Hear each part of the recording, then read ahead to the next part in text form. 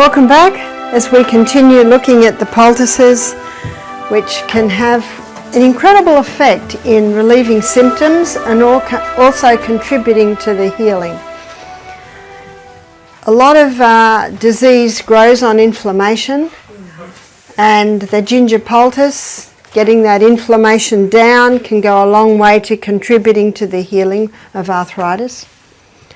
And some people, we find they have suffered for so long and they don't want to go on the medication, so these simple things. What we also find is that I always pray for the poultice, and I always ask them permission if I may pray, and they always say yes. They always say please. But it can be a real opening of the door. And you really see it in the simple natural treatments that they may not be doing all of this right, but once they start to get relief, which the natural poultices, do you know, they start to open up a little bit more, which is such a blessing. Now we're going to have a look at this. Can you see there's a fluid being made there? Mm-hmm. So the onion syrup is already starting to be made. That's the cough syrup. So you can see that if you've got someone who's coughing and coughing, yes, give them a hot foot bath, yes, put the onion on their feet, but by the time you've already done the foot bath, put the onion on the feet, oh look, you've got a little bit of syrup that you can give them. So at a stretch, you could get a little syrup in about an hour, but ideally you wait till 24 hours is up, and then you can strain the onion out. We looked at the ginger poultices for inflamed joints, arthritic joints, painful lower back. And then we started to look at the potato. Now, potato is for tissue inflammation. So ingrown toenails, it's great. It was about 4 years ago, I was riding my bicycle across our Misty Mountain Bridge. We've got a little wooden bridge, and I wasn't taking note. Do you know that's when most accidents happen? I call it off in La La Land, daydreaming and looking at the trees, and my wheel got caught in a little rut in the bridge, and I went over. And I went over, and then my head went smash against the corner. And you'll notice I've got a dent there now. Some people think it's a dimple. It's where I crashed on the bridge. Now the cause of the dimple's really easy, crash on the bridge. But it's not always, the cause isn't always that easy, as we've seen. And my son was mowing the lawn and he could see that I was in a bit of trouble, so he came over. And I said to him, my finger. So I've crashed here. I scraped my hip. I'm a bit bony. I've got a scar there, and I did crack 2 ribs. I found that out later when I sneezed. Whoa. But all I could think about is what's happening with my finger. So when he got me home, he had a look, and I had a big black splinter, almost as big as a matchstick, and it had gone down the front of my nail. Oh, that was hurting. And so we put some ice on here because that had been smashed quite badly. And William said, Mum, let me see if I can get it out. Oh, well, it didn't take long before I said, we're going to leave that one. It's very tender there. So I put a grated potato poultice on it.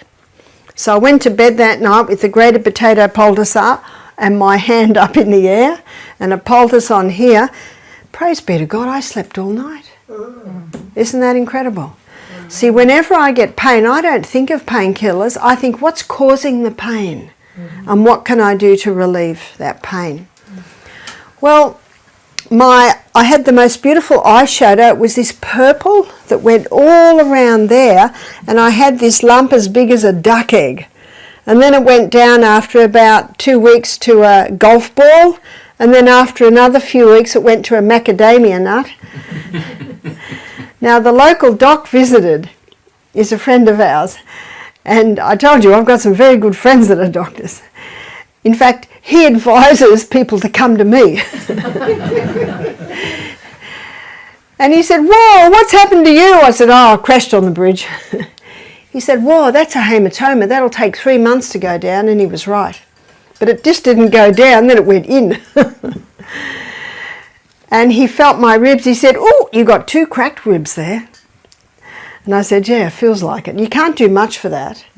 But what I would do every day, I would lie on the trampoline with a comfrey poultice there. Are you familiar with comfrey? Comfrey has a growth stimulant and it stimulates rapid healing. And yeah, you probably have another name for it. No. And when in Swedish. And when I first went into the home that I'm in now, I planted comfrey and aloe vera all around my house. They were the first things I put in. So I put a comfrey poultice on there every day because I thought I probably smashed my cheekbone, but what are they going to do? What are you going to do? So I just put the comfrey on. Now I've just got a dent. But what I wanted to tell you about was the finger. So the next day the finger was not sore at all. Do you know why it wasn't sore? Because there was no inflammation there. So what I did next was I really didn't do anything until it got sore. And when I got sore, I put another potato poultice on it. So I put another one overnight. And the next day, no inflammation at all. And so the next night, so that's 3 nights of greater potato all night. It was fine through the day, but by the end of the day, it was starting to build up a little bit. So on the 3rd day, after 3rd night, so I went to the 4th day, I had a look at it and the black spot was more pronounced. What the greater potato was doing was encouraging the skin or the body to pull it out. And so I got some tweezers and I pulled it out. And it was probably, a few millimeters long and quite thick. It was a mighty splinter. What would have happened if I'd done nothing? Because I didn't know what to do. That would have swollen right up, is that right? And maybe I would have taken painkillers, but that's not going to help that. It's just going to stop my body actually feeling the pain, and the pain is there for a reason. And then what's happening? It's all red. Oh no, I can see pus coming out. And what does the person think now? I've got an infection. I have to go and get antibiotics. And the doctor looks at it, it's red and swollen and it's getting red in that area. It's very painful. So the person stays on the painkillers and takes the antibiotic, and all we need to do is potato poultice. Now, if that potato poultice didn't take my pain away, I would have combined it with hot and colds. But I'm a very busy lady and sitting down doing hot and colds, and the potato was doing it. You see, if the body will tell you if the potato's not doing it. I had a lady ring me and she said, my little 10-year-old girl has just trod on a rusty nail. And the rusty nail went almost through the top of her foot.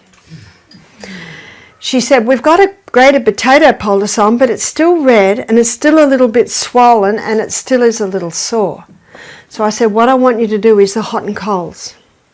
What are the hot and colds going to do? They're going to move blood. And we're going to get more oxygen, we're going to get more nutrients, going to take away more waste, more white blood cells. I said, do hot and colds, then do a greater potato poultice on the foot. And I said, ring me back in 2 hours because I want to know the child's response. And if there's no response and you worry, you just go to hospital. They'll probably give a tetanus shot, antibiotics. So we're looking for the response. Anyway, she rang me back in 2 hours and she said, all the inflammation's gone down. There is no more redness there, and my daughter's laughing. So the response is telling you, yes, we can do that. But I want to tell you about one of the guys that worked for us. He was a real hippie, back to nature, barefoot all the time. And he was cutting the grass with a sickle. Do you know what a sickle is? It's a blade that goes around like barefoot. So he's cutting the grass with a sickle, and the sickle went in behind his ankle. I heard about it, and I thought, oh, that'll hurt, but I didn't hear any more. And he lived in a little caravan on the bottom of the property. I didn't hear anything more. And then after 3 days, one of the guys said, have you seen Chris? His foot's up like a red balloon, and he's got a red line going up his leg. And he's lying in his bed, smoking marijuana, waiting for nature to heal.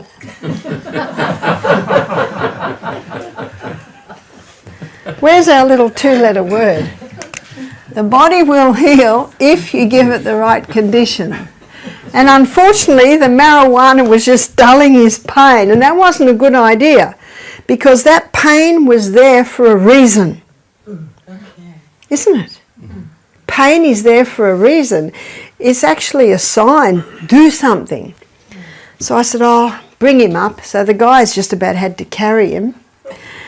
And I did hot and colds. And I had to watch him carefully. How was that hot? Now, you know what we've got here? We've got a perfect environment for tetanus. Horses carry tetanus. And there was a horse in our paddock. And we've got a wound that is deep and is healed on the outside but not on the inside. Perfect environment. And so I did hot and colds, and that brought pain down by 50% easily. And you can just tell by body language. You know what the body language will say? You see their shoulders relax. Because when someone's in pain, you know, they almost can't help but tighten against the pain. I saw his shoulders relax and a smile came to his face. And then I made the biggest potato poultice I've ever made and wrapped the whole foot in the grated potato poultice. I wrapped it in Glad wrap over it, and then we wrapped a bandage right around it, and I asked God to bless that. He could walk now, limp. He couldn't walk, he could limp. And I said, come back in 2 hours and we'll have a look at it. So I'm looking. Now, do you know what the first response was? Pain relief. So that told me right away we're on the right track. So I want him back in 2 hours because I want to see how it's going. So after 2 hours he came back. The red line had gone down by 6 inches. Wow. That's quite a lot. So what's the red line mean? We basically got blood poisoning. And when I took the bandage off, the wound was oozing. You want that wound to ooze. Remember what I said, it had sealed, but it hadn't healed from the inside. And I thought, praise God, there's your response. And the big red balloon of a foot had actually gone down about 1/3. So we did hot and colds again. By now it was 6 o'clock in the evening, and I did a fresh grated potato poultice. And then I said, come up in the morning and we'll have a look. And when he came up in the morning, I'd say that red line had gone down a good foot. And the foot itself wasn't back to normal, but it was also almost back to normal. And the grated potato had pulled out a lot more ooze. You know, it was blood and pus that it was pulling out. So what's the body saying now? We can do this. And I think I only did the hot and colds once more that day in grated potato, and I left it with him. And if he wants help, what does he know? He can come and get it. So I think it was in 24 hours the red line had gone. The foot was back to normal. And I said to him, Chris, that wound must ooze. It must ooze until it's healed from the inside out. So that was quite an incredible experience, because one would immediately think, now that is a very extreme situation. But we were up in the rainforest, we're an hour from town, and sometimes what you can do straight away can prevent a crisis if you've got a long drive to town. You see that? He didn't want to go to the hospital, but we didn't want him to die. But we got relief from that. My little grandson Sonny trod on a rusty nail. He had those rubber Crocs on. You know, I've seen a few around here. And the nail went straight up through into his foot. And when they brought him to me, he was dirty because he'd been playing on the job site. You know, little boys want to be where the men are doing the building. And so what's the first thing you do when they're dirty? Put him in a bath. He was crying, and what does the bath do? It calms him down and it cleans it. First thing you'll do is clean it. Yeah. And if you think it needs a bit more cleaning, you can put the hydrogen peroxide on. That bubbles it up. That's really good cleaner. And then I made a grated potato poultice For a little 3-year-old boy, it was probably a little bit longer than this. So I just spread the potato out to make it a little bit longer. And that's about the size of a little 3-year-old's foot. And we put his foot on it. We had plastic under it, and we bandaged it. We put his sock on, and then we put the crock on and sent him home with Mum. Now William told me that he did another grated potato poultice that night, a fresh one, and kept it on overnight, and by morning there was no pain. It felt good. There was no redness, no swelling, no nothing. As a little boy, didn't even make a noise. But they didn't put a poultice on, they just put shoe and sock on, you know, to help keep it clean. But by the end of the day, it had started to swell up a bit. So William put a grated potato poultice on it overnight. So this happened for 3 days, just overnight, and just shoes and socks through the day. After the 3rd night of grated potato poultice, William brought the poultice to me. He said, "Mum, look at this." And on top of the poultice were little shavings. It was almost like a fluorescent blue metal. The potato had pulled the rusty metal out of the foot and cleaned up the rusty metal. Isn't that incredible? And they didn't do anything after that, because his body response said there's no need to do anything anymore. If by the end of the day it was swollen again, what do? Just another grated potato poultice. And if the potato poultice isn't getting a response quick enough, then you'll do the hot and colds. But I want to finish on the grated potato with a remarkable story, yeah? I was just wondering for insect bites, because nowadays we have a lot of infected insect bites. You could use poultice or the potato And poultice. do you know why they're infected? Because the people scratch them. So ice. If you ice it, you don't scratch it. If you scratch a bite, you inflame the whole area, even break the skin. That's when they get infected. So you just ice it. But if they are infected, that's when you can use the grated potato, and we're going to look at charcoal in a minute. You could use that. Yeah. Could you also use it for tick bites? For tick bites, you could. Yeah. Yeah. Okay. Again, we're going to do a few more poultices. You just look at the body's response. Yeah. You might alternate. You might do one every 2 hours, a different one, and just see what the body responds to. So my son William, when he was 10, he trod on a, you know, sleepers. Railway lines have those big wooden things. We call them sleepers. Well, a lot of people get the old sleepers and use them for landscaping. And this person had landscaped around their swimming pool. And little Will was running along, and one of them was breaking down a bit, and he hit the bottom of his foot. He came running to me crying, and sorry, I'm not a very good drawer. I'll do the best I can. Foot. Does that look a bit like a foot? So the hole was there.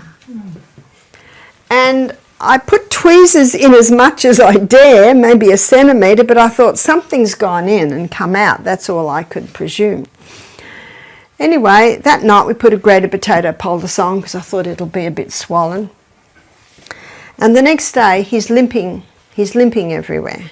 So that night I did hot and colds and another grated potato. And in the morning I did another hot and cold.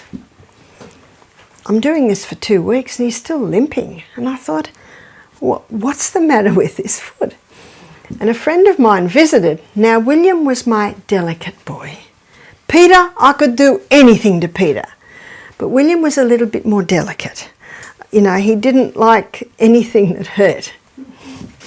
And so I hadn't pushed the bottom of his foot because, he didn't want me to touch it. So a friend visited, he was a guy, and he said, let me have a look at it. And he pushed William's foot. William screamed, nearly jumped off the chair. And my friend said, there's a lump of wood in there. He said, and it's quite big, you're going to need surgery to get that out. William looked at me and I said, it's all right, Will, we'll do grated potato surgery. So this is what I did. I did hot and colds in the morning, grated potato poultice. At lunchtime, I grated a fresh grated potato poultice, and then in the evening another hot and coals and grated potato overnight. So what I'm doing now is non-stop.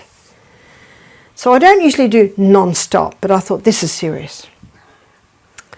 After 2.5 days, when I changed the poultice, I saw there was a little black circle in the hole, about that big, about as big as 2 matchsticks. And I thought, wow, I haven't seen that before. And I touched it and it was hard. Now remember, William's a little delicate. He doesn't like, to touch sore things. So I said to him, I'm just going to flick the skin off the side with this needle. He let me do that. And I put the needle in the side of this hunk of wood. And I started to move it up and it just started to come out. So I stopped, called the family, because we'd been watching Will limp for 2.5 weeks. And I said to Will, you do it. And he pulled it out. It just kept coming.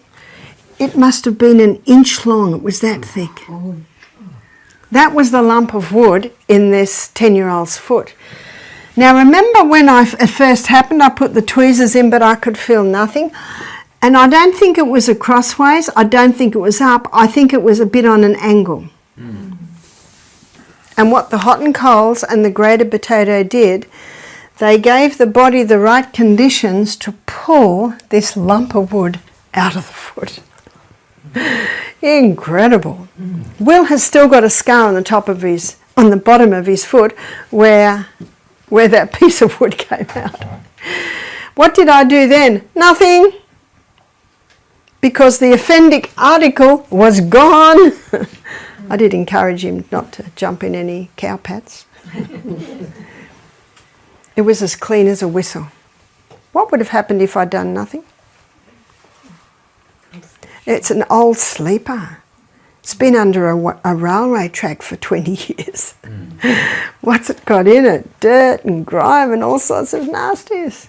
Yeah? Did you also say that if it was surgery, it might be hard to get out every single little piece? It is. In fact, I was talking to another doctor friend of mine one day, and he had a lady come in, and her boy had a bamboo spike go in the back of his foot. So they took him to surgery, and where they suspected it was, they cut, but they couldn't find it. And they're not going to go cut, cut, cut, cut. And so my friend, Dr. G, he said to the mother, because he's a Chinese doctor, so he has a bit of a natural background, he said to the mother, go home and just do hot and coals. Do hot and coals every morning and every afternoon. And eventually it came out. Little by little, he told me the story, he said it took about 10 days and the spike started to come out of the end of the foot. If you would try to heal a person that has been using products for a long term off the shelf, and now you start natural remedies, will you have the same effect in healing process than with people that have gone through natural remedies for a long period of time? Meaning having the same effect, although the body might have been spoiled through the shelf products. I find that it still has the same effect, which is great. I've even done this on alcoholics, and you wouldn't think you've got an effect, but you're still getting an effect, which is great. Because remember, the body wants to get rid of those foreign objects, and what it will do is it'll speed up the process when you do this. Remember what the hot and coals do? More blood to the area. And the poultices just basically reduce the inflammation and soften it so it just sort of opens up and helps to draw it out. Can you tell us something more about camphor, how you use it? Yes, comfrey. I will move on to comfrey. I think we've exhausted potato. It's such a simple poultice. And yet how powerful is it? I have to hold myself back because there are more stories. But I've given you what I think is some of the most incredible stories. And remember, Chris, with his swollen foot and red line, is smoking dope. So sometimes you don't have say over what the person's doing, but you know what you find? When you get results like that, then they're open. Then they're open to to listening to your advice in other areas. So the comfrey contains a growth stimulant. So I'm going to write down what the effect that comfrey has. The growth stimulant is a lantern, and its nickname is knit bone. It has a growth stimulant, it's anti-inflammatory, so wherever you apply it, it'll reduce the inflammation. Can you write down the growth stimulant? Yep. A lantern. I think it's tin. Doesn't look right. A lantern, I think. And it also is a lubricant. So it's perfect for joints. Especially if someone has a deteriorated joint. It can, as a growth stimulant, it can help to stimulate rapid growth. When you eat it? Or when you apply it. when you apply it?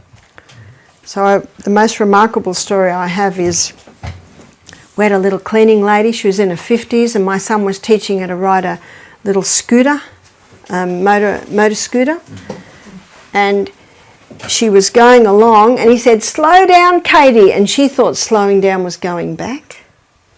So she went like this, and it went faster, and she saw a brick wall coming, so she turned, and the bike went on top of her. And when they got to her, her tibia was sticking up, not through the skin. It was looked like a tent.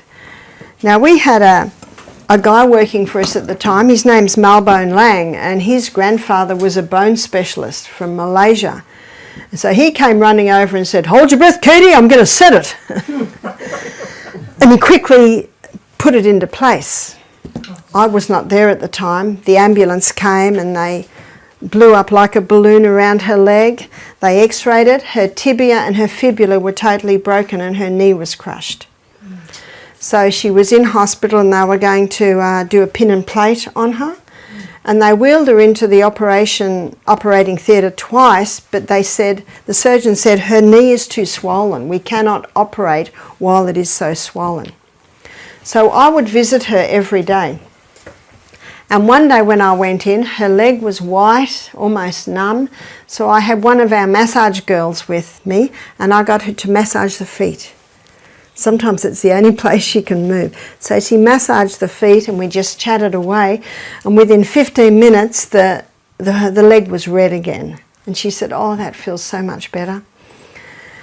And her husband was across the way. She'd been in hospital for 5 days, and he looked at me and he said, "I think I'm just going to take Katie home." I said, "Do it."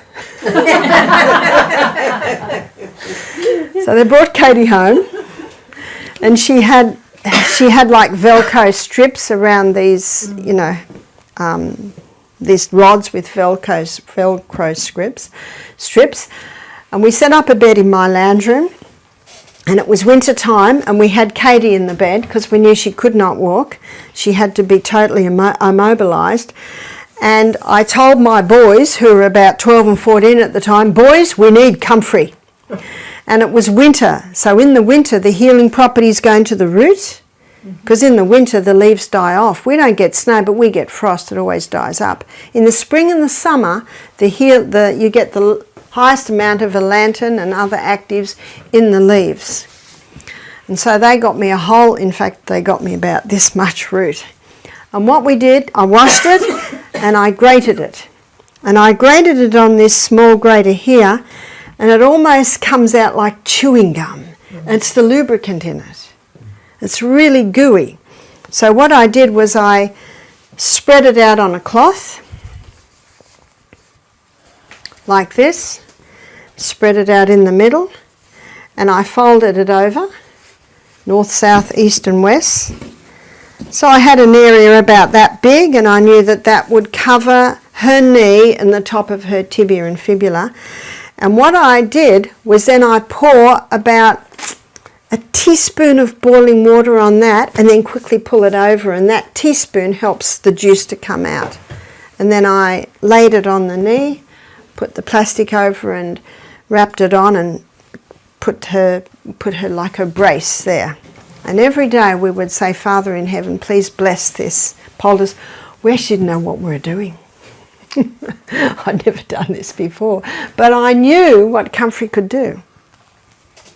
And she didn't like the thought of a pin and plate, and they were saying he'll probably never walk again, it's possible there'll be nerve damage, so there was all this. But when her husband saw the response just from massaging the foot, I think he thought, I think we can do better at home. So we kept her there, and I would sponge her every day. We'd have to bring a pan for her toilet because we knew we had to totally immobilise this leg for it to heal. And I came out one morning, and it was after about 5 days, and she said, and I used to sit in the lounge room and do my morning reading, and I was reading through the Ministry of Healing. And I came in and she said, Barbara, I don't want to interfere with your private time, but she said, something happened in my leg last night. I said, oh? She said it wasn't painful, but it was like, that's how she explained it to me. She says there were things happening. I said, really? Well, we'll just take that as a good sign. What the Bible says in 1 Thessalonians 5:18, in everything give thanks. And then I sat down and I opened the Ministry of Healing at page 316, because that's just where I was up to. And this is exactly what I read. God is constantly employed in using as his servants the things that he has made. He works through the laws of nature using them as his instruments. I read that morning after that had happened to her at night. I said, Katie, listen to this. God is constantly employed in upholding and using as his servants. He's his servant. The things that he has made. He works through the laws of nature using them as his instruments. Surgery was happening in that leg. Isn't that exciting? Praise God for his perfect timing. God already knew where I was up to. Oh, Katie nearly started crying. She said, wow, isn't that incredible? We kept her in the bed for 3 weeks. After 3 weeks, we'd get her up very carefully, we'd put her in a wheelchair, we'd take her out to the sun, and we'd open it and we put the sunshine on it. She had a lovely golden brown leg after a while. After 6 weeks, we let her get up on crutches so she could go and have a shower. And I remember she's coming back one day and she tripped and went over. And I'm looking at her and she said, it's all right, praise God, it's all right, praise God. She just let herself fall because we thought, oh no! But it was all right. She was not hurt. It must have been after 2 months, because after 6 weeks she's on crutches now. And after 2 months we got her a walking frame and she was able to walk just a little bit. Who'll tell her how much she can do? This leg. Do you know when she was in bed and she was a little overweight, she lost weight? Because she used to eat a lot of carbohydrates, but I had, I actually just gave her what I eat. She was so excited. After 3 months, she's walking quite well with the walking frame. After 4 months, she's walking without it. She started running. Isn't that incredible? So she went back to the doctor to have an x-ray, and she was healed. The knee was healed, the tibia and the fibula was healed, and the doctor said it mustn't have been broken.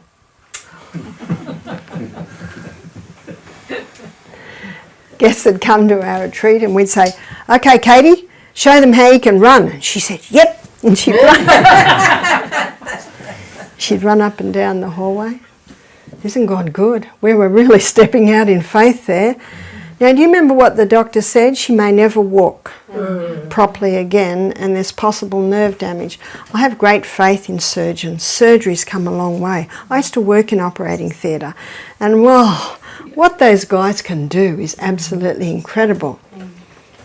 But it's very difficult on a smashed knee and a broken tibia and fibula. Can you see that?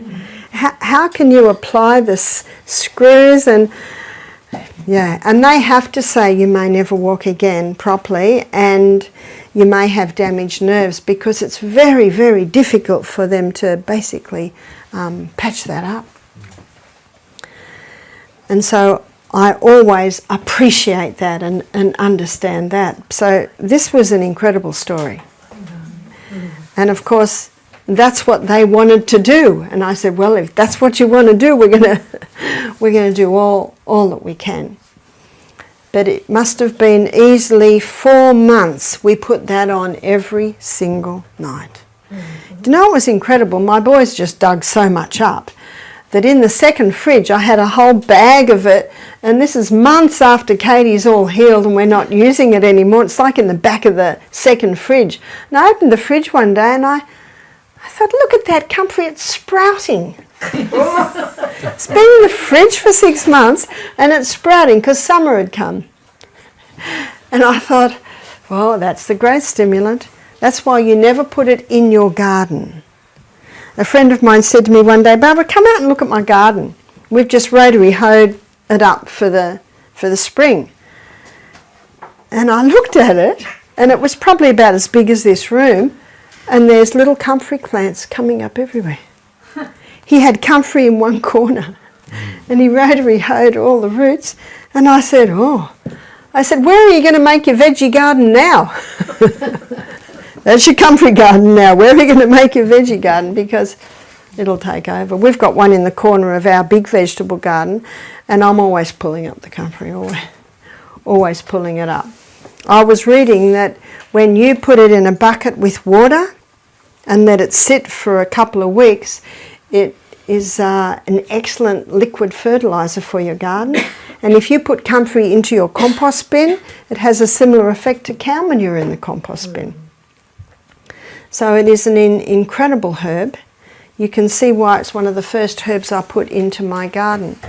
Now, where I dug it first up, but we exhausted that, then the boys had to go elsewhere to dig up, was just outside my back door, and it was in a patch about as big as this table, and there was cement either side. So it was a perfect place for the comfrey. It couldn't go anywhere. We exhausted that patch. But you know, when you grate, you're left with a tiny little lump. Well, what I did was I just go and throw that little lump. Lots of little lumps were thrown back in the soil. Springtime, the new growth that came out of that patch was as if no one had ever dug anything out of there. And it's because of this growth stimulant that it has. So it's a very powerful one. I gather the leaves in the spring and the summer. I dry them.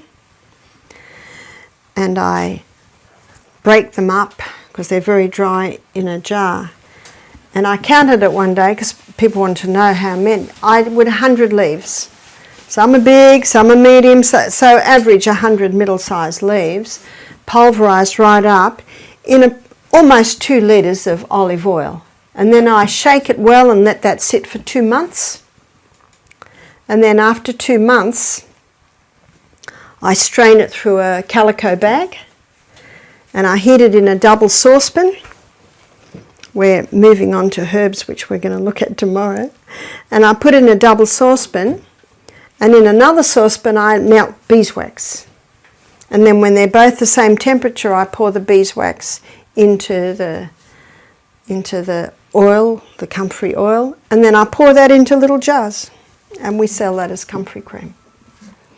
And we've had people try the cream on, take it home, and then 2 weeks later they're ordering 10 jars.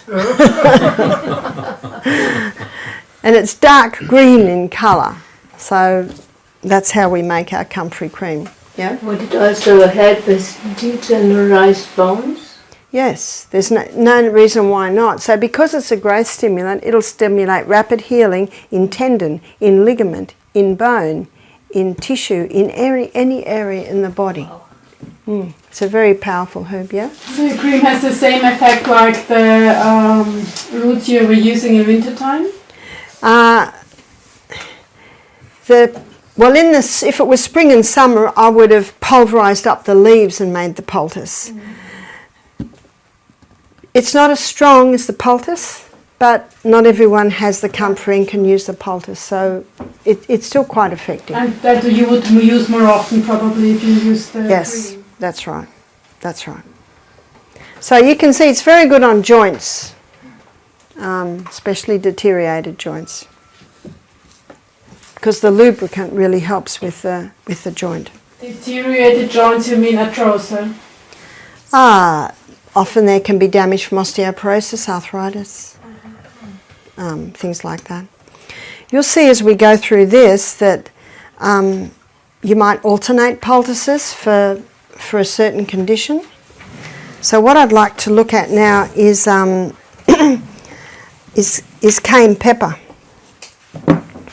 Cayenne pepper is a remarkable herb too. Yeah. I have one question mark, but you can't use it internally, the comfrey.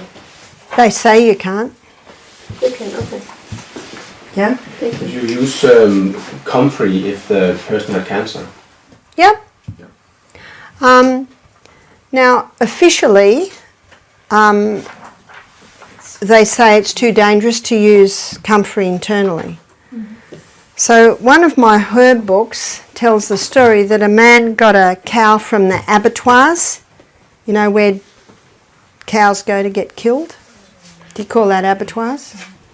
And he bought an old cow. This cow was so old it could hardly walk, and it was about to be killed. So he thought, all I'm going to do is feed it comfrey. So if it dies, it doesn't matter.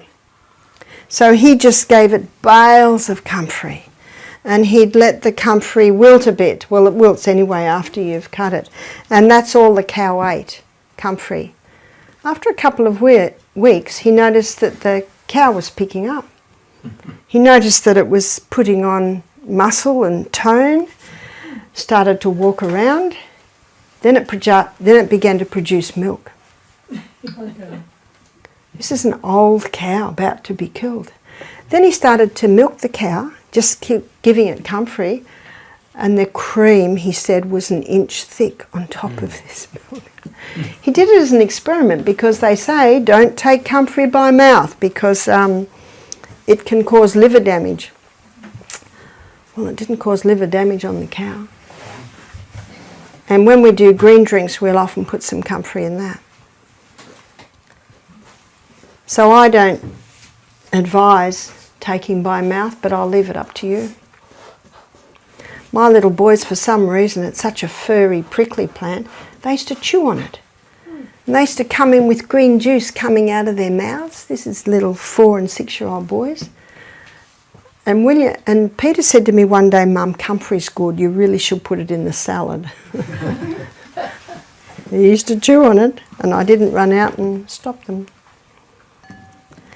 So the cayenne comes from the capsicum family.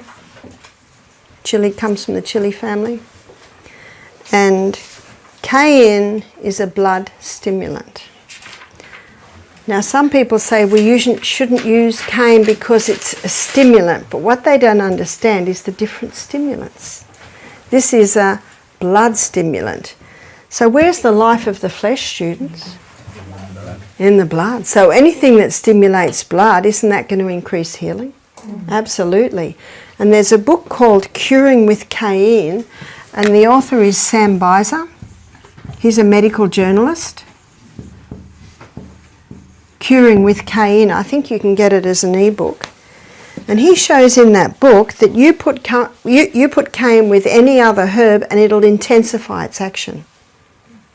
So as a blood stimulant, cayenne can be applied internally to boost your hydrochloric acid. I was taking cayenne to ease my sore throat. And when my back was very, very sore, remember I said I got up in the middle of the night and made a ginger poultice? You know what I also did? I had half a teaspoon of cayenne pepper in water and threw that down. It's an analgesic. Because one morning my back was incredibly painful and I took the cayenne pepper and within half an hour my pain had gone down 50%.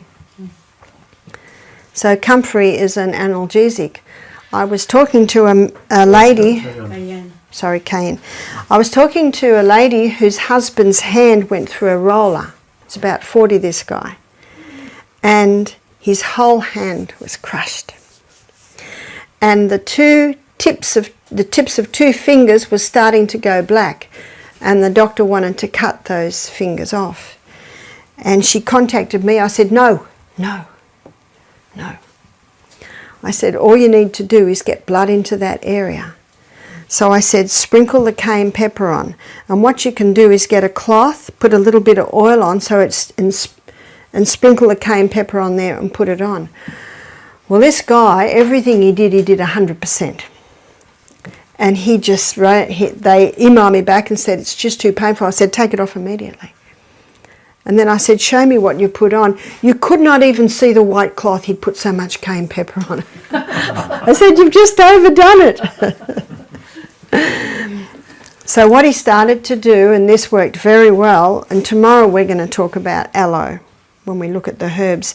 He put some aloe gel and about 1/4 the amount of cayenne, and he could tolerate that. But at the same time, for his pain, he took the cayenne pepper. And he found tablets in the US that had aloe in them and high-dose cayenne, and he said that helped his stomach, and it also brought him incredible pain relief. He said that it was doing the same thing as Tylenol. Now, Tylenol is a pain-killing drug in the US. We don't have it in Australia. We have ibuprofen, I don't know if you have that, Nurofen, things like that. So it's equal to that. He said the cayenne did what those painkillers did. Isn't that incredible? And then when you have a look at the effect of cayenne, it's an analgesic. That's a pain-killing effect, yes? But why does it differ from chili? Like, what's the chemicals? Well, there is controversy over the difference here, but all I can see is that chili is from the chili family, cayenne is from the capsicum family. From which family? The capsicum? So what's the... Bell pepper. Bell pepper?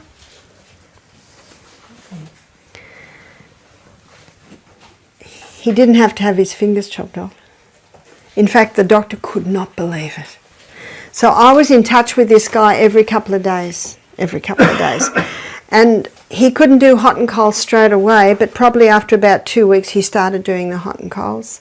And then he kept up the aloe and the cayenne. And you'll find tomorrow when we talk about aloe, it also has a growth stimulant. Internally, cayenne pepper will thin the blood. Internally, cayenne pepper opens the blood vessels, dilates them.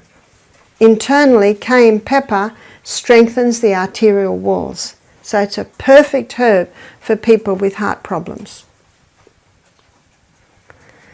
I've got a lady I'm dealing with, in contact with at the moment, and she's only early 40s and she had a heart attack, and they've got her on warfarin.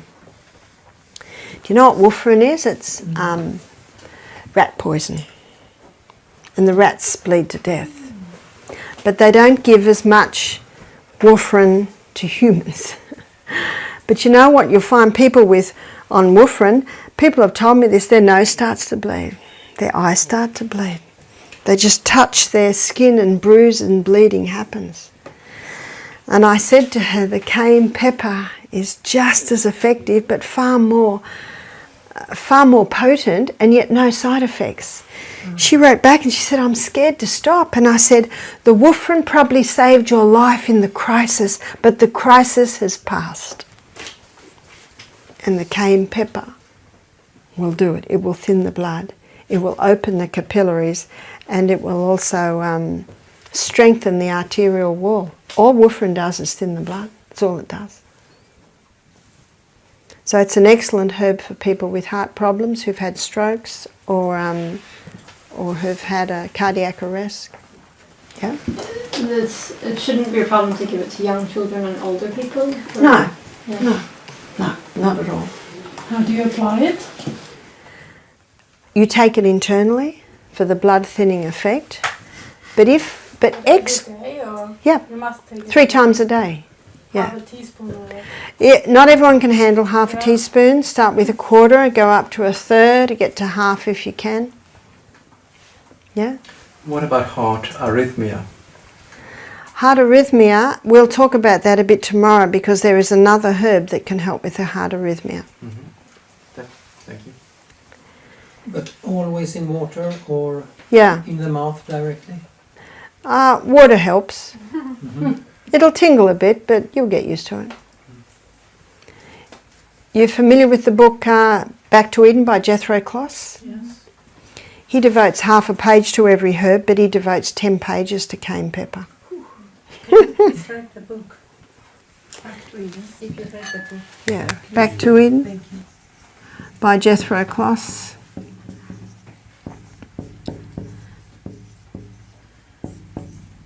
This book was written in maybe the late 1800s, and he was greatly influenced by the writings of Ellen White. Yeah. So what about externally? Can you use cayenne pepper externally, and how would you use it externally? Remember, it stimulates blood. So you could use it anywhere where there's lack of feeling to the area. It's excellent to put on people with cold feet who've lost their feeling in their feet. Remember yesterday we talked about how you can't put cold feet in hot water, and you can't put people that have no feeling in their feet into the hot water. But you can apply a cayenne compress. So how do we do that? Well, we put a very small amount of olive oil, and to be able to put a small amount of olive oil on this, I just dot it with my finger. If you pour the olive oil on, you'll have too much olive oil, and then oil goes everywhere. The socks get oily. If they're having it overnight, the sheets get oily. No fun at all. And so I just dot it on, and why I'm putting the oil on there is because the oil will hold the cayenne in place. If you don't put the oil on, the cayenne pepper just runs away. So this I found is the very best way, because I've had staff put this onto guests' feet, and then in the morning we've got oil all over the sheets. No fun. And if it's uncomfortable, if it doesn't work, people aren't going to want to do it again. So you see what I've done there? Just sort of dot it over. And the cayenne pepper will stick to those spots. And you put about a half a teaspoon of cayenne pepper per foot. And the foot will be placed straight on top of this. It will not burn, at all. By 4 o'clock in the morning, the feet might be getting hot. My feet would certainly get hot, because I don't have cold feet. But if a person has cold feet, usually by morning their feet are getting warm. But if you've got good circulation, and the reason I have good circulation is because I exercise. So can you see how much cayenne we've got on there? And see how if that oil wasn't on there, it'd all be falling off. So that's the reason for it. And you see that I've put it on a bit of plastic. So what happens is the foot goes on there, and then you put a sock on. And if you're a bit concerned that the oil might come out a bit, then you can put a plastic bag if you want to, or woolen socks over that. Woolen will hold it. So I find when people have no feeling in their feet, you put this on their feet overnight, by morning they talk about feeling pins and needles in their feet. So you might do this every night for 3 or 4 nights, and the feeling starts to come back into the feet. Isn't that incredible? Yeah. Can you see that we've got natural remedies for things that medicine can't fix? And if someone has cold feet, because we have a lot of ladies that come with cold feet, and they wear sandals in the winter where they should be wearing warm shoes, and some of them are just so used to having cold feet And then I think I mentioned yesterday the toes start to go numb. So we put the cayenne pepper compress on the bottom of the feet, and by morning the feet are getting warm. So we wouldn't put it on the next night, otherwise the feet can get too hot. So we might put it on every third night or every second night. Remember, you're looking for the body's response. And then teach the person that perfect health requires perfect circulation. To start implementing an exercise program which gets the circulation of the blood right out to the extremities. What if you have a friend in church that has pain, she has worked too hard and she has pain in her arms and whatever, can you put like if a person has pain in their arms, you can certainly try it, but remember you'd search out their history to find out why there are pains in their arms. You can try it.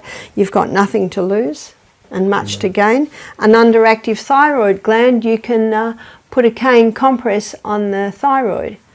I was talking about it in one lecture, and that night the lady said to the staff, can I have a cayenne compress on my neck overnight? Now, they didn't ask me, and I would have advised against it. And I'll tell you why. And in the morning, she said, I've got good news and bad news. The bad news is I didn't sleep all night, and the good news is it worked. So you do it for a few hours in the morning, and what I found, people say that it gets really hot and then it eases. Then it gets hot again and then it eases. And for an overactive thyroid gland, what will slow it down? Ice.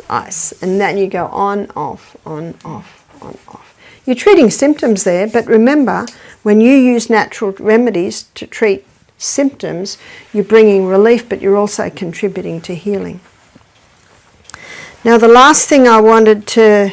Actually, I've got two more things to talk about. One is charcoal. And charcoal adsorbs. You've heard the word adsorb? What does adsorb mean? Adsorb means that it absorbs and neutralizes poisons.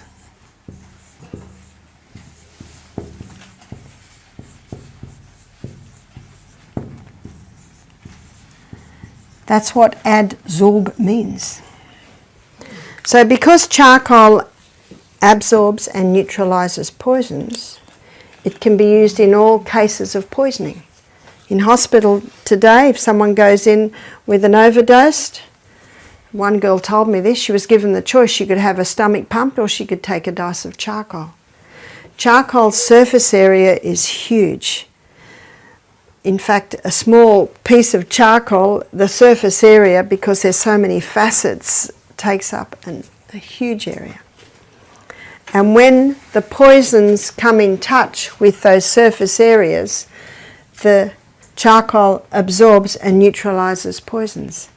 And the beauty of taking it in for poisoning is it's neutralised the poison, so as it goes all through the gastrointestinal tract, the poison's not going to hurt you because it's been absorbed and neutralised. So it can be used internally for diarrhea, for stomach poisoning, food poisoning, anything like that. It'll absorb and neutralise the poison. It can also be used externally for any poisoning. So bee stings, snake bites, spider bites, wasp bites, anything like that. And what's incredible is that when you apply the comfrey poultice to a bite, it takes the pain out almost immediately. But mixing it with water is like mixing dirt with water. So it's nice to have a binder. What I've got here is slippery elm. Slippery elm is the powdered bark of the slippery elm tree, and I'm going to talk about it more tomorrow when we talk about herbs. But it looks like the powdered bark of a tree, doesn't it? See, and when you put water with slippery elm, it goes like a soft jelly, so it's perfect for putting with charcoal. So I usually do half of that. And another reason why it's good to put you put the lid on that immediately, because you're in trouble if you drop your comfrey jar. So I usually do half-half, and another reason to put them together is that Jethro Kloss, in his book Back to Eden, he says that the slippery elm is the best drawer. Goes quite deep. So you put as much water in. Tomorrow I'll talk about what happens when you take this internally. But now I'm just going to do the external poultice. So if it goes too thick, you just add a little bit more water. But as you mix it, you will find that it goes like a soft jelly. And then you can put it in your poultice. Now if you don't have slippery elm, you could use ground flaxseed. You could even use psyllium husks. And psyllium husks is definitely a cheaper option than slippery elm. Quinoa? Pardon? Quinoa? Could you mix it with quinoa? Oh, you want something that will bind it. And Because that's slippery too, you know, it's like it's a but I guess if you use quinoa, quinoa. you'd have to cook it first, you know, and if someone's got a bee sting, you want to make this in a hurry. And so ground flaxseed or psyllium. Oh, yeah. I mean, Not quinoa.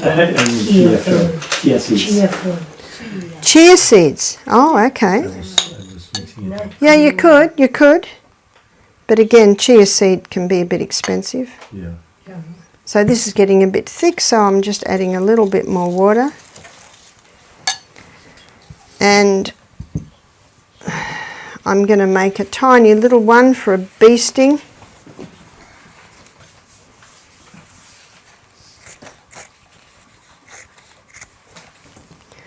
So you put the plastic down. This is a bit smaller, so I'll fold this over a little bit more. So place the cloth down. It's gone even thicker. That's what happens with slippery elm. It goes thicker as it sits.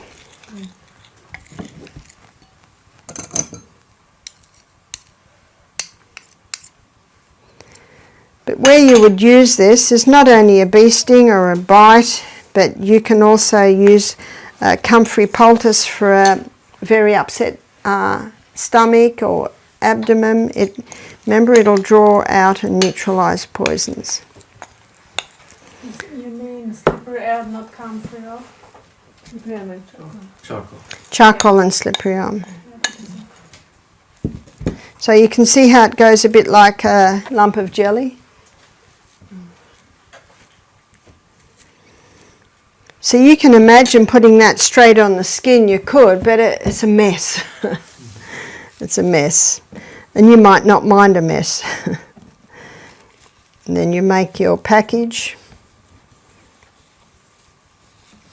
and turn it over. And there's your comfrey poultice. Must be the end of the day. Words are getting mixed up.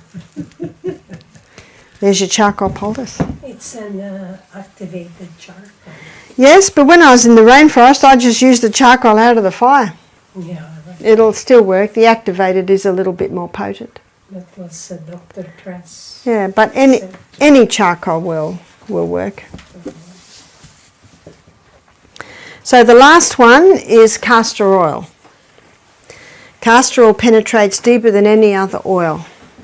And wherever castor oil penetrates, it breaks up lumps, bumps, adhesions.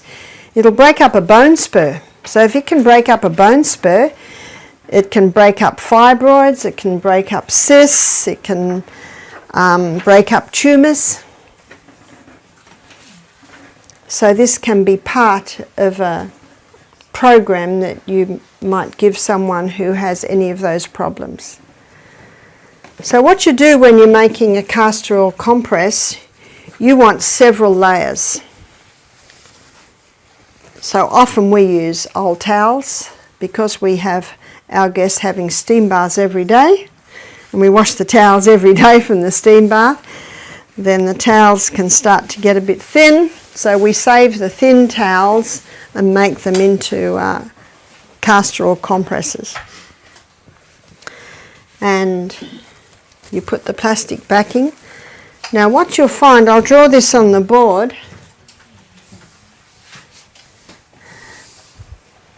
There it is. So with the castor oil, it is very, very thick oil. So let's say this is your compress, your package of several layers. Then you put the oil on about that much, and it'll be like a bubble. It's so thick.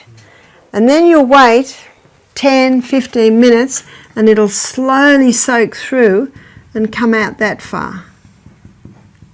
And then you'll put it on your hot body, and your hot body will warm the oil, and it'll come up about that far. Whereas if you coat the whole with castor oil, as your body warms it, you don't want dripping castor oil. That's no fun at all. The castor oil compress is not a poultice. It's a compress. And as a compress, it's not drawing anything out of you. It's a vehicle to hold the oil to go into you. So the thicker the compress, the more oil it will hold, and then the more oil can go into you. If you just rub the castor oil on, it's very sticky. It takes a while to go in. And it might eventually go in, but you probably have to rub it in for about 20 minutes. So the plastic on the backing just protects your clothes, and you might wear it overnight, fold it over, put it on the bench, and then tomorrow, the next night, open it up and apply it again. And if it's feeling a little dry, put a little bit more castor oil. You'll get to know it. So I have an injury on my shin. I was running downstairs a bit fast and I tripped. And the point of the stair went straight into my shin there. Oh, that hurt. Anyway, potato poultices and putting it up helped. And it healed, and that was fine. But let's fast forward 8 years later. The last 8 years, my cars have been, what do you call them, automatic? I used to always drive a manual, but I haven't driven a manual for a long time. And we got a manual car. So that leg was doing a lot of clutch work. And we live in the rainforest. And so there's lots of corners. And many years ago, the car I had didn't have brakes. So when we went through the creek, so I learnt to use my clutch and my gears. So every time I go round a corner, instead of braking, I just clutch it. I just go down in gears and then I can accelerate out of it. So I probably drive a little different to most. When I drive a manual car, I use my gears a lot because I learnt to not depend on my brakes so much. So we get this new car and it's gear, so I'm using it a lot. And then my leg began to ache. It ached and it ached. And I thought, oh, I'm overdoing the clutch. So Michael said, you drive the automatic car. Go back to the automatic. So I went back to the automatic car. 2 weeks later, it's still aching. So you see, when you're not getting a response, then you start to think, now what is the matter with this leg? So my son, who one of his hats that he wears is a remedial massage therapist, so I said, Peter, look at my leg. Anyway, he's brutal with his massage. He said, you've had an injury here. And then I remembered falling down the steps 8 years before. He says, you've got scar tissue built up there. He said, that needs to be broken down. So he's digging it with his thumb and I'm just about dying. He said, breathe, Mum, just breathe, breathe. I could only take so much of his treatment. And then he did it the next day and it was even more brutal. And I said, Pete, he said, Mum, it's got to be broken down, you know. Just breathe, Mum. So I decided to do a gentle one. I decided to wear a castor oil compress. And I wore that castor oil compress 24/7 because I knew the castor oil could break up the scar tissue. And so I wore it for, I think, 6 weeks, 24/7. And I wore the same one for 6 weeks. And maybe every 24 hours I put a little bit more on. And my leg had no more pain. It penetrates very deep, it breaks up scar tissue, so it's great on the abdomen for people that have had surgery, you know, and years later sometimes they can get pain because scar tissue has grown. That'll prevent scar tissue build-up, and it'll break down the scar tissue build-up. Endometriosis, fibroids in the uterus, cysts on the ovaries, polycystic ovarian syndrome. You wear the castor oil compress.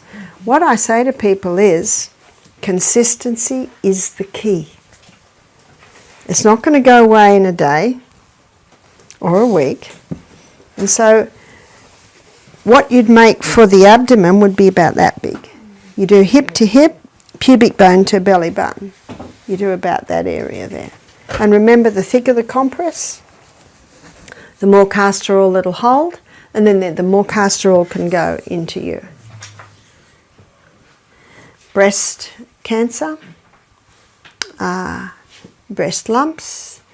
And what I find ladies tell me is the most helpful, they'll buy an organic cotton panty liner and they'll put the castor oil on that.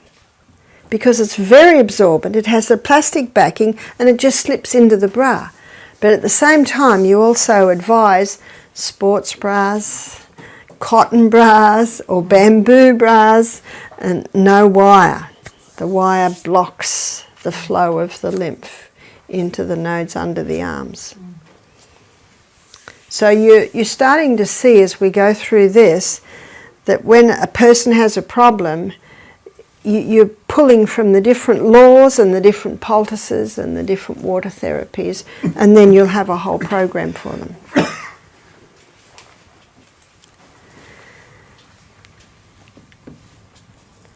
So for gallstones, for kidney stones, for bone spurs, very helpful. The kidney stones would also be a compress. Yeah, yeah, and there you put it along there. And you can buy and even make cloths that have got Velcro strips, and that's really good to hold it on. Liver, the castor oil will help to break up the gallstones. In fact, any problem with the liver, and the castor oil will penetrate deep, and wherever it penetrates, it cleanses the area. So for pancreas, do it on the left side of the pancreas. So the lady with the really sore knee, because she overdid the ginger poultice, next night she could maybe wear a castor oil compress. Maybe the next night a potato poultice. See how you can alternate your poultices. What about internal use? No. Not at all. No. It's an irritant internally, so I never advise that. I've met some ladies that have been told that if they take castor oil, their labour will start, but I've never seen it to be so. Can you buy a bad quality castor oil? Not really. No. Not really. It's from the castor oil plant. When I was in Jamaica a couple of years ago, they said, "Can we get you something?" And I said, "Yes, Jamaican castor oil." And they gave me 2 bottles this big of dark brown Jamaican castor oil. I've still got a little bit at home. I gave 1 bottle to the health centre and I've kept the other bottle. It appears that when it's brown, the castor oil pod has been roasted, and apparently it is a little bit more potent. But we've been using just the clear castor oil that you buy in the chemist. We've been using that for years, and that's effective. I know an old remedy, they say, was taking castor oil by mouth, but it's actually not effective by mouth. If anything, it can be an irritant inside. Yeah. Is it good for the skin? Yes, you can use it on the skin. I know the Jamaicans rub it into their hair, and they. But it is so sticky. It is so sticky. That's right, and it's so sticky on the skin. But if you keep rubbing for about 15 minutes, it eventually goes in.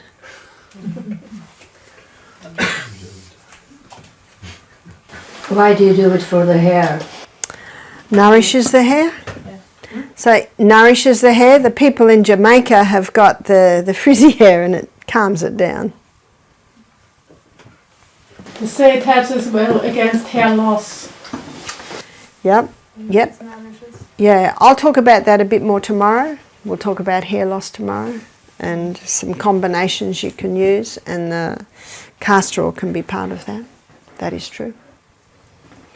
One more thing with castor oil, that it is reported to break up cataracts. So you can put a drop of castor oil in each eye, but what is much easier, and I have people tell me this, they just put a drop on their finger and wipe it over their eyelid. It'll go through the eyelid, through the lashes. And it apparently can also be helpful for glaucoma. But when we look at herbs, we've got a few days on herbs. I'll go over some herbs that can also help. So you can do with the herb wash that I'll be going through, and after the herb wash then you can wipe the castor oil over the eye. It'll be very sticky at first, but remember it does go in. So maybe you do it about 2 hours before bed so you don't oil up your pillowcase. As a washerwoman, I'm mindful of the sheets, the pillowcases. Well, congratulations for sitting so long. We'll close now, and I'll say a word of prayer to close. Father in heaven, thank you so much for teaching us today. We thank you so much for the herbs and the poultices, the natural treatments you've given us. And we pray, Father, that you will help us to retain this knowledge and use it, which is the best way to retain it. We pray that each one of us will have a restful night's sleep and exercise, that we may be ready for school tomorrow, is our prayer in Jesus' name. Amen.